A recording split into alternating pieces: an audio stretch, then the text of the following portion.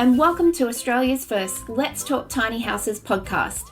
My name is Christine, and ever since laying eyes on my first tiny house, I wanted to know more about the movement, the lifestyle, the communities, and most of all, how I can go tiny.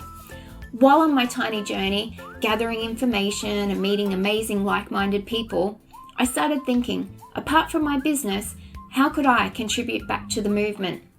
Then I was introduced to podcasting, and that was my light bulb moment. I'm so thrilled that through this podcast, I am able to bring you an amazing cast of co-hosts who all bring their own unique skills, knowledge, and advice to each episode. All of us are extremely passionate about the tiny house movement and want to share our experience, expertise, and enthusiasm with our listeners. Each week, we will bring you a special guest interview or particular hot topic discussion that relates to tiny living for your listening pleasure. Okay, let's jump in and find out who we have with us this week.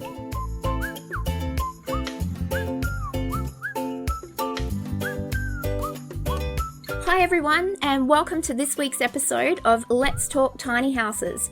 I'm really excited to have my special guest with me here today. Her name's Lottie, and she runs banish.com.au, a brand new online business that is servicing the recycling, reusing, repurposing market with eco-friendly and plastic-free online shopping. And it's just fantastic. So I want to introduce you to her. So Lottie, how are you? I'm great. Thank you, Christine. Thanks so much for having me. Oh, no, you're welcome. Thank you for giving me your time. So fantastic. So as I said, when I first spoke with you, a mutual friend of ours was telling me all about yourself and all about your business. And I said, she sounds very, very interesting. I love her business. Must interview Lottie. Yeah, I'm really excited that you've popped on for today's episode and given us your time and all your knowledge that you're going to impart on us. It's really appreciated. So thank you. No, I'm always happy to help and spread the word about how to be more sustainable and tread lighter on the planet. Yeah, fantastic. And we love hearing all about that. So what we might do is, would you like to give us a little rundown of yourself and your business and sort of how it came about? I know on YouTube you've got a few videos up there, and you've got one that is the starting story, but would you share your story with our listeners? Of course. So what I decided is in 2018, I thought, okay, great. New year, new me, you know how we all do it. And we decided to make a bunch of New Year's resolutions, that I was going to kind of meditate every day. I was going to go to the gym all the time. I was going to cut out sugar. I had all of these over-ambitious goals, but I also decided that I wanted to be more sustainable. I just had a very rough, vague umbrella goal about sustainability, and I thought, okay, great. Anyway, and at the time I set all of these goals, and I didn't really do much with them, as you do. Yeah. And it got to February, and I was writing, I used to be a journalist at Men's Health magazine, and I was writing an article for them on, I did kind of a tried and tested story on Mark Wahlberg's daily routine, and I'm not sure, Christine, if you know much about his routine. I know he gets up super early. Yes, he does. He wakes up at 4 a.m. every day. I think it could be earlier now, but at the time he was waking up at 4 o'clock every day. So I thought, okay, I'm a bit of a morning person, but 4 a.m. is a little bit earlier than morning people, I think, would agree. Yeah. So I thought, okay, I'll do it. So I woke up at 4 o'clock on the first morning, and when he wakes up, he prays and he meditates, and then he does this kind of 2-hour-long workout. And I went, okay, well, I'm not religious, so I can't pray. And I meditated for a bit, and then I was going, well, I would not physically survive a 2-hour workout. So I thought, okay, well, I'll just kind of muck around on my computer, as you do. And I thought, hang on, well, I've set all of these overambitious New Year's goals. Maybe I'll kind of look into sustainability and what I should do next on my kind of goal list. And I started doing research into it, and I just couldn't find any information about what I should do next. And it was just so simple. Because I was starting out, I was literally this new greenie. We had no idea what to do next. So I was kind of going, okay, so I'm going to cut out plastic straws. What would be the difference between a bamboo straw, a silicone straw, and a stainless steel straw? Which one should I use? Mm-hmm. Just a really simple, easy question. Yeah. And do you think I could find the answer anywhere? No. No. And my whole thing is that I was a journalist, and research was my thing, and getting to the bottom of all of these kind of investigations. Could not investigate what was the best type of straw to buy. Yeah. So eventually I decided on a stainless steel straw and went, okay, great. And then it arrived a couple of days later, and it came in. Each straw was individually wrapped in plastic. And I went, hang on, I'm trying to reduce my waste and be more sustainable. And yes, using these straws is going to cut out a lot of plastic. But the fact that they came in plastic packaging, I went, well, this isn't right. Anyway, and I was still doing my 4 a.m. wake up, so I kind of just started every morning. I just researched more into what I should be doing and what was the next product and everything. And I just found it so difficult. And I thought, for the everyday consumer, we've got all of these people that need to become greener and need to kind of reduce their waste. It needs to be so simple and so easy that they've got no reason not to. Mm-hmm. And totally agree. there wasn't any information out there. But when I did find the products, they were kind of these really small baby businesses who were doing great, amazing things, but they had no idea about how to market themselves to a mass audience. So I thought if I could create this platform which connects all of these great small businesses that are doing amazing things, pair that with education, which is my background in journalism, put them all together and kind of create this, education platform cross online store that supported people in their endeavours to reduce their waste, then wouldn't that be amazing? So almost 2 years later, I've now left journalism to pursue this full time, and I'm just loving every minute of it. That is so fantastic, and that's what I really loved. Our mutual friend gave me an abridged version of that, and I was like, that is just fantastic. Good on her. And it's funny how it was a New Year's resolution. It's the ones that really resonate with you, or you can really feel that are enriching your life, you stick with. And it's obviously something that you were really, your passion was really in that at the time. And now look, it's amazing. And I think the best thing about it was, I don't know about you, but with me in the past, kind of my New Year's resolutions have been really granular. They have been lose 10 kilos or run a marathon. But I think just to have this umbrella goal that was just live more sustainably, it's so much easier because you don't have to be perfect. It's all about just doing something and making small little changes. And making a few changes is better than doing none at all. Exactly. Yeah. I think that's why it really sticks, because it's just small little baby steps. Yeah, and I totally agree. I love what you've said there. And yes, it is, you can't change everything, like you said, but just what you can do is great. And just get your little self adjusted to each change. And how you said you were wanting to see the comparison between all the straws, because you want to know that, well, it really is a better product to purchase. And yeah, that's, I'm sure many people are on that little researching pathway and going, well, how do I find all this information? I know where I can buy them, but yeah, which is the best one to be getting? So exactly, and the whole movement is about buying quality, and it's about buying something that's going to last you a long time, because you don't want to be buying a different straw a week. You want to be buying one that'll last you a lifetime. That's right. So one of my questions was going to be to you, but I think we may know now, which product in your life that you were using was the one that you went, yeah, I need an alternative to this. It's you were either buying it a lot, or you could really see that your contribution to the amount that was being purchased could be helped. And I think it might be straws. I think straws is second. Second, so very close. Oh, tell me very first. Close. I think my first one is a bamboo toothbrush. Ooh. Which is just so easy and so simple. But if you think about it, every single plastic toothbrush you've ever used, I've ever used, anyone has ever used, still exists on this planet. It is somewhere. It might be dug into the ground. It might be in landfill. It might be washed up on a beach, but it still exists somewhere. Yeah. So switching to a bamboo toothbrush was one of the first and easiest swaps I think I've had to have made, because you just pop the stick once you've finished with it into the compost bin and it breaks down. Oh, fantastic. Were you already composting before you started Banish? No, I wasn't. So I started composting. I was living in a townhouse in the middle of inner city Sydney. So one of the things I said to myself was, oh, well, composting's just I can't do composting. I don't have a backyard. And then I did research into it, and I discovered this great app called ShareWaste. Yes. And what ShareWaste does is it connects you with your neighbours or people in your local suburb that have a compost bin that are happy to accept some waste and some food scraps. So we had just a little bin that we'd fill up every week or so, and then I'd walk around the corner to this guy who I didn't know before the app, and I'd just drop off my waste to him, which was so easy and so simple, and then it would be able to fertilise his garden and everything. So now that we've moved house, I'm able to have my own compost bin and worm farm. So now I've got people that come here in my area and drop off their waste. So it kind of keeps on going. Oh, fantastic. Yes, that's brilliant.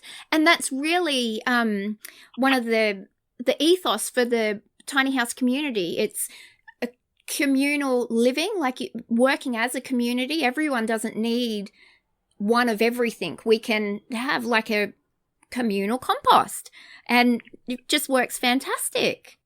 Exactly. And I think it's just coming back to that whole thing about kind of knowing your neighbours and getting back involved in the community. And a lot of the ShareWaste hosts are the community gardens. So you could start dropping your compost off at your community garden, and then you might eventually get to kind of having a plot there or going to the community events. And it's kind of, it's just nice to know everybody. Yeah. Oh, that's fantastic.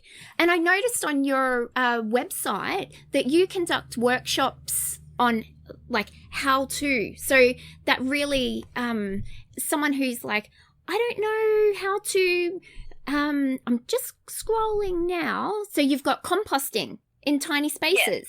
Yes, I knew I saw it. I was like, I'm having a little scrolly here.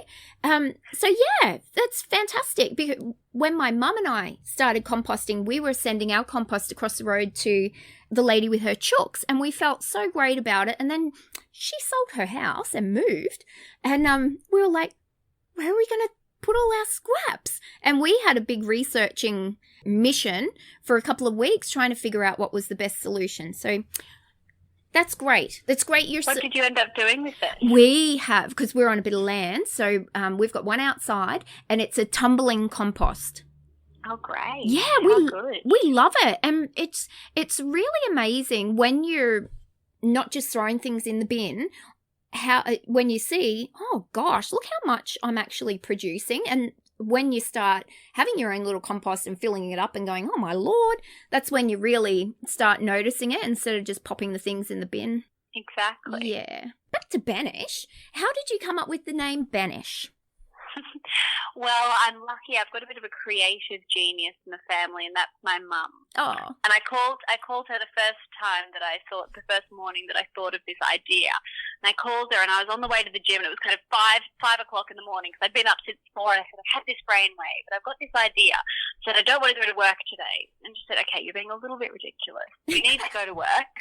She said, but tell me about the idea. So I told her, and then I got a message about 2 hours later saying, Banish. You just have to call it Banish. Ban rubbish, banish waste, banish plastic. It just works. And she was just amazing. Yeah, I love it. And I love your logo, the little bin. It's so cute. And it's really crisp, and I love it. I thought, oh, that's a brilliant name. So your mum's so clever. She is. Yeah. Oh, brilliant. So when you're doing the workshops, who do you find are the main sort of people who come along? Is it a young audience or an older audience or a mix? Well, with the composting, it's more of the younger generation that I get, because I think for people who are a little bit older, composting is just second nature. It's something that they've done for years and years, or they might have fallen out of it, but then they're picking it back up again now. So it's definitely younger with the composting, but with the plastics workshops, it's just about everybody. And it's just people who are already doing a great job, who want to know more or want to learn how to talk to people who aren't doing a good job at it now.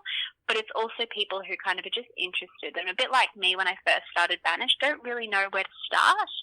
So they just want some simple tips and guides. So it's a bit of everybody, but I kind of tailor each workshop to whoever's there, because I feel like it's kind of like starting a diet where you need to choose different elements of what we're doing and work our way up. And it's not a one-size-fits-all approach. Oh, that's brilliant. How great. How long do your workshops usually run for? They're less than an hour. Oh, wow. So nice and quick, and just kind of, it's just really to help people get on their way and to find the resources and the tools that they know, then they can reduce their waste using those. Oh, that's fantastic. So what would be, do you have top 3 favourite products? I know we don't like to, you've got so many, and I'm sure you're in love with all of them. Well, actually, maybe I'll rephrase it. What are the top 3 products that you have started using after you started Banish? Ooh, okay. Well, aside from the toothbrush and the stainless steel straw, I would have to say the shampoo and conditioner bars. Oh, yes. So these replace your plastic shampoo and conditioner bottles. So one bar is the equivalent to 6 bottles of shampoo and conditioner. Oh, my gosh. So it not only saves you a bucket load of money, but it helps save the planet as well. So that's probably one of my favourite swaps. And then this one, to me, is a very new product, but to a lot of other people it isn't. I'm showing my age here. And that is the safety razor. So it's an all-metal razor that you use to shave your legs or underarms or whatever, your face if you're a man. But for me, I'd never even heard of a safety razor before, and they are just amazing. And you just replace the blades, and the blades cost something like 25 cents each. They're so cheap, and you've got the actual razor itself for life. And I was doing an Instagram story the other day about them and talking about them, and one of my girlfriends messaged me and she said, "Oh, I showed my mum your Instagram video saying, oh, how cool is this razor? It's this funky little metal thing." Anyway, she went through this old box of her grandma's stuff, and she had her razor in there. So now she's using her grandma's razor. So it just shows the longevity of these products. It's just absolutely amazing. Oh, what a great story. I know. Oh, that's fantastic. It is. It's so lovely. It kind of makes my day hearing those stories. Yeah. And then I think the third one would have to be, I'm just trying to think, I'm going to go with the silicone food covers. Mm-hmm. So these are a bit hard to explain all over the podcast, but pretty much what they are is they're these clingy wraps that you can put, you get them in either square or circular, and they go over your bowls or your Tupperware containers or your lemons or tin cans or anything. So they keep all of the food nice and fresh, but then they also replace cling wrap. Mm-hmm. So you don't need to use plastic wrap in your kitchen. And they're also leak proof, so they kind of hug it so tightly that no liquids will get out. I love those. I love them to bits, and we use them for our little puppy. My mum looks after my sister's dog, and she's only tiny, so she doesn't eat a whole tin of food, and Mum puts them over the little dog tins of food. Oh, they're such a game changer. Yeah. Everyone that I've spoken to, it's like talking to the converted. They go, yep, love them to death. Yeah, they are really great. And I had down as well to talk about the safety razor, because I saw that was one of your really popular videos on YouTube. So there must be a lot of people who are like, what is this all about? Exactly. And people are really scared of them. And I was kind of scared of them as well, because it's, when you hear a razor blade, you kind of think of, I don't know, scary movies and knife fights and everything. And it is scary. And yes, the razor blades themselves are sharp, but when you pop them into the razor, it isn't, like, you do nick yourself, but I don't know about you. I nicked myself with plastic razors all the time anyways. So it's just kind of being careful, but ever get so many questions from people asking, how do I use it? What is it? And how do I change the blade? So I just did the whole video up just so that people could look at it, see it all, and it answers all of their questions in one go. Oh, that's fantastic. Yeah, you're very conscious of assisting everybody with each of their purchases, so it's not just a purchase and they go, oh no, I have no idea what to do, and revert back to what they were doing before. You really are supporting them through the whole process. Yeah, well, that's the aim. Kind of, we want people to be making these transitions, and we want them to make it needs to be as easy as possible for people, because, I don't know, I'm such a big advocate of everything. I just love it, and I think it's the best thing ever. But I want to kind of portray that to everybody else. Yeah. Oh, you can really hear it in your voice. It's it's really great that you're speaking to someone with a really great passion and enjoying life. It's fantastic. Just a side note, we use puppy mats for our little dog. Do you know of any sustainable puppy mats? So I've had this question before. I know I get all of these funny questions. I have this kind of challenge where I'm like, tell me something that you don't think I could replace. And the only thing I've found out so far is a shower cap. I'm trying to find a plastic-free shower cap. Oh. Anyway, with the puppy mat, the only thing that I have found is that people have actually been, there's a service, I don't know the name exactly, but where they deliver a square metre of turf to you every fortnight. So then you can use it, or you can do it monthly. It's whatever you like. So then you can put it on the balcony or in a corner somewhere, and that is where the dog then goes to wee or whatever, and then they actually pick it up, or that you can throw it in your compost bin or do whatever when you're finished with that piece of turf. That's brilliant. Yeah, so it's kind of a special little doggy wee patch. Yeah. But it's great for kind of dogs in apartments as well, because if you've trained them to, I don't know, go to the toilet outside on the lawn, then you need to have an option for when you're kind of in an apartment. You don't want to then train them to kind of wee on the carpet. So then using this square patch of turf is a great way. Yeah, that's a brilliant idea, isn't it? I love hearing unusual business stories, because you think, they obviously had a need and they've seen, someone else has that need too, so there must be more of us, and they start servicing it. I just love it. I love it. So brilliant. I have to look them up, actually. Is there anything on the horizon this year for you? Do you have some big goals this year you want to hit, or you can see something in the sustainable area that's sort of on the cusp of becoming mainstream? Yeah, well, I think the whole movement itself is on the cusp of, I would not call it a trend, but I think it's coming back. And I think we're coming back to our roots, and we're coming back to doing what we used to, and we're coming back to kind of reducing our waste and treating the planet as if we intended to stay. So I think that's what is the most exciting thing for me. And in terms of Banish, it's just talking to as many people as possible and getting out there and educating and teaching people. And even if it can be one small change, that I can talk to somebody and then they start using a bamboo toothbrush after I've started speaking to them, then my goal is done. Or if they can start using, I don't know, the mushroom bags in the fresh produce section, the paper mushroom bags, instead of using a plastic bag when they grab their avocado or their Brussels sprouts, then I think, great, my job here is done. So I think that's the biggest thing for me with Banish, is just talking to as many people as possible and helping as many people reduce their waste. Oh, that's brilliant, Lottie. Well, thank you for everything you're doing. You're fantastic, great business idea, great business name, your workshops and everything. It's really fantastic to see, and I know would be helping a lot of people to make their life more sustainable and make a difference. So thank you so much. No, thank you so much for having me on. I've loved it. And yeah, if anybody's got any questions, then let them know that they can just kind of DM me on Instagram. My Instagram name is @banish.au, or shoot me an email or go on the website. I'm really here to help. Oh, fantastic. We'll add all the links to the show notes and also on the Facebook pages as well. So I'll link everybody up to all your platforms so they can pop along to a workshop, buy something, watch your videos. Yeah, so fantastic. And just before we started the podcast, I had said that I'm going to ask for like your favorite products and then we're going to test them out and we'll catch up with you after we've tested them. So I'm really looking forward to doing that as well. Yes. Yeah. Definitely. I can't wait to hear what you guys think of them all. Yeah. Oh, thank you. Okay, Lottie, well, we'll say goodnight for now. And I really appreciate your time and all your information. It's been fantastic. So thank you.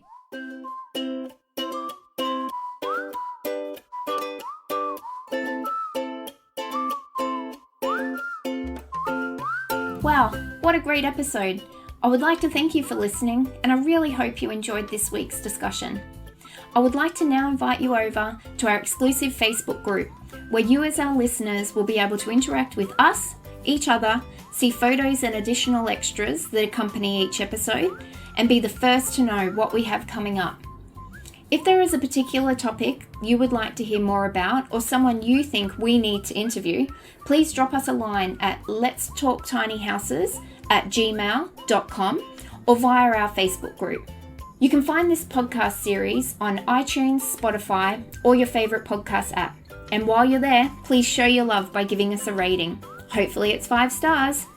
Our show notes will be available on Podbean, along with any podcast corrections and amendments. The Let's Talk Tiny Houses podcast is brought to you by myself, Christine Murphy, and my business, OCD, Organising, Cleaning and Decluttering Specialist, which can be found on Facebook or through my website, OCDPro.com.au. I would like to thank all my co-hosts for their amazing contributions and Joanne Helder for editing all our audio and making us sound so fabulous. Until next week, please take care and enjoy yourself.